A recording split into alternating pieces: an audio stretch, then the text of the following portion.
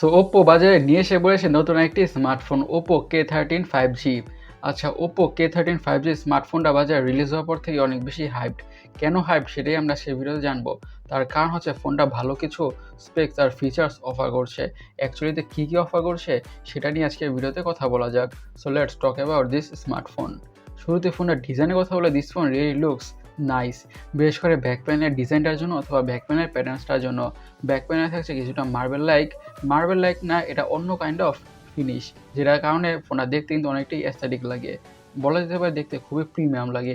এটি যে একটি বাজেট স্মার্টফোন, ফোনের লুকসটা থেকে কোনোভাবেই বোঝা যায় না, মনে হয় যে আপার রেঞ্জের বা কোনো এক্সপেন্সিভ স্মার্টফোন। আর ফোনটির এই ক্যামেরা মডেলটা অথবা ক্যামেরা ডিজাইনটা কিন্তু স্মার্টফোনে অনেকটা আনকমন একটা লুক দিচ্ছে, কারণ ওপরে স্মার্টফোনগুলোতে এমন ধরনের ক্যামেরা মডেল অথবা এমন ধরনের ক্যামেরা ডিজাইন কিন্তু ইউজ করা হয় না, যার কারণে ফোনটার প্রিমিয়ামনেস আরেকটু বেড়ে গিয়েছে বলা যেতেই পারে।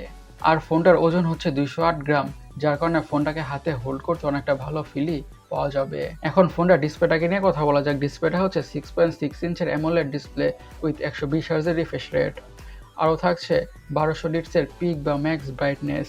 আচ্ছা, এই প্যানেল অথবা ডিসপ্লেটিতে যে কোনো ধরনের content, YouTube videos, movies or series, you name it, যে কোনো কিছু দেখে অনেকটা ভালোভাবে এনজয় করা যাবে। আর 120 হার্জের রিফ্রেশ রেট থাকার ফলে স্ক্রোলিং করে, ব্রাউজিং করে বা গেমিং করে তো অনেক বেশি স্মুথনেসের ফিল তো পাওয়া যাবেই।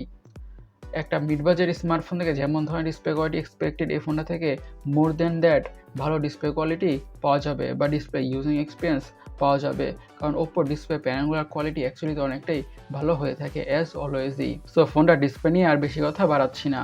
এখন ফোনটির হার্ট অথবা চিপসেট নিয়ে কথা বলা যাক। ইউজ করা হয়েছে স্ন্যাপড্রাগন 6 Gen 4। এটি একটি 4 ন্যানোমিটার বেসড অক্টাকোর প্রসেসর। আচ্ছা, স্ন্যাপড্রাগন 6 Gen 4 একটি tried and tested good performing processor.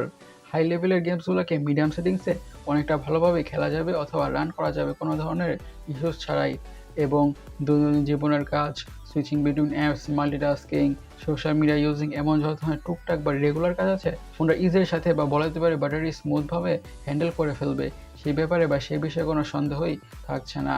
Cause এই প্রসেসর অথবা চিপসেট একটি tried and tested good performing processor, that's for sure বা অবভিয়াস।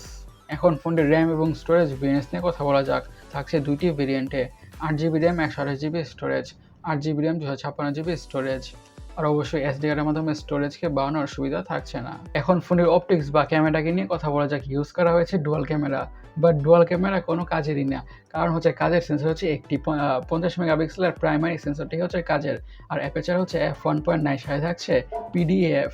আর সেকেন্ডারি ক্যামেরা হচ্ছে 2 মেগাপিক্সেলের ইউজলেস ডেপ সেন্সিং সেন্সর। আর ফ্রন্টে use করা হয়েছে 16 মেগাপিক্সেলের সেলফি ক্যামেরা। আচ্ছা, যেহেতু ফ্রন্টে না প্রাইমারি সেন্সরে থাকছে f1.9 এর অ্যাপারচার, তার মানে হচ্ছে লো লাইটে বা মোটামুটি আলোতে অনেকটা ভালো কোয়ালিটির পিকচার্স আর ভিডিওসই পাওয়া যাবে। আর ওপ্পোর স্মার্টফোনগুলো পিকচার কোয়ালিটি আর ভিডিও কোয়ালিটি অনেকটাই ভালো হয়ে থাকে, বিশেষ করে ওপ্পোর ক্যামেরা থেকে কখনোই কিন্তু ডিসঅ্যাপয়েন্টেড হতে হয় না। তো আশা করা যায় এই ফোনটার ক্যামেরা কোয়ালিটি থেকে, বিশেষ করে পিকচার এবং ভিডিও কোয়ালিটি থেকে ডিসঅ্যাপয়েন্টেড হতে হবে না। ফোনটিতে আরও থাকছে ডুয়াল স্টোরি স্পিকার্স, আরও থাকছে স্ন্যাপড্রাগনের টিউন করা সাউন্ড।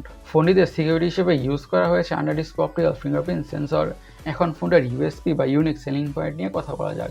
সেটা হচ্ছে ব্যাটারিটা হচ্ছে ক্রেজি বা জায়ান্ট।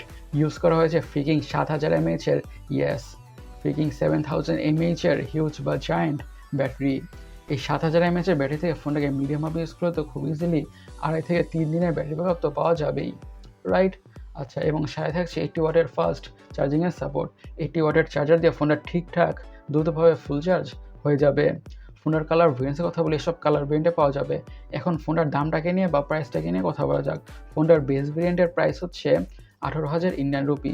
এখন দেখা যাক ফোনটা বাংলাদেশে আসলে কী প্রাইস রেঞ্জে বা কী দামে পাওয়া যায়, তখনই বোঝা যাবে যে ফোনটা অ্যাকচুয়ালিতে আমাদের জন্য কতটা ওর্থ ইট বা কতটা ভ্যালু ফর মানি স্মার্টফোন। কিন্তু আমার পার্সোনালি মনে হচ্ছে যে ফোনটা অনেকটাই ভ্যালু ফর মানি স্মার্টফোনই হতে যাচ্ছে। গাইস, আপনাদের কাছে স্মার্টফোনটি কেমন লেগেছে অবশ্যই কমেন্ট সেকশনে কমেন্ট করে জানাবেন। আর আমাদের আজকে ভিডিওটি এই পর্যন্তই। আমি সৈকত, সাইনিং আউট।